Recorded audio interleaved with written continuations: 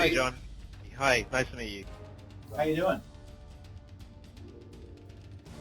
Cowboys and Aliens is not your typical summer blockbuster in that it has a story and takes time to establish the characters.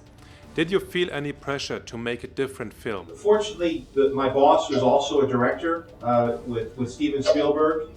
He was the guy who hired me to make the movie, and he was the guy who was the studio. So the pressure would have come from him, and fortunately, he has a really good sense of how to create rhythm and how to tell a good story. And he also gave me as a director a lot of freedom to bring vision to the film. When I came on board, nobody was attached, and the first guy that I got on was Daniel. And even though he's a very British actor, I thought he would be a very iconic cowboy. It seems that it was always a dream of his to play a cowboy, and he, he's a very physical, dangerous presence in a film.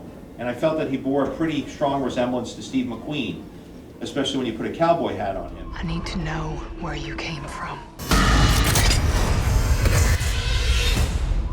So do I. So he anchored the film as the mysterious Leone-style gunfighter.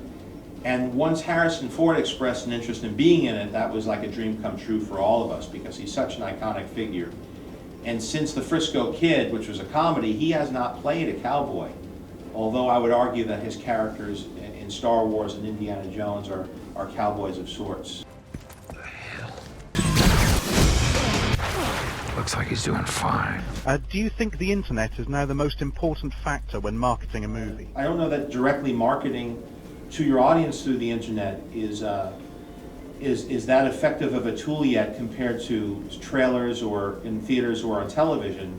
But I will say that social networking is a very important part of the equation, as word of mouth is probably the most important factor when I'm going to see a movie. If my friend says this is an amazing movie, you have to see it.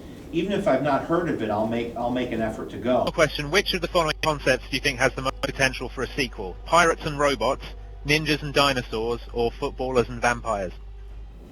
I think I would mix and match between those. I would go with the pirates and the dinosaurs. Is that a possibility?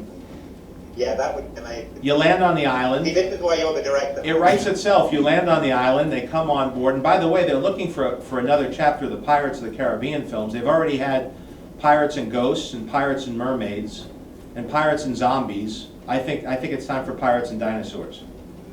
I think you nailed it, man. Awesome. John, thanks a lot for joining us. Bye-bye. Thank you.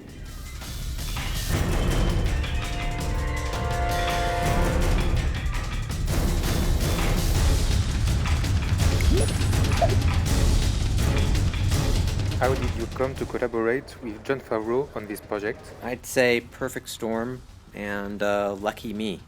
Everyone came together in that movie fantastically. I mean, from the beginning and everyone involved, from all the producers and John was amazing, and everyone. It's actually a very lucky production. What impact has Hollywood had on the comic book industry over the past decade or so? It's given the comic book industry a new toy store to play in, with special effects and audiences that are into things that are fantastical and out of the ordinary. And it's a lot of fun, and in particular when you have terrific filmmakers like Jon Favreau who know how to meld effects with practical, it just makes it just even better.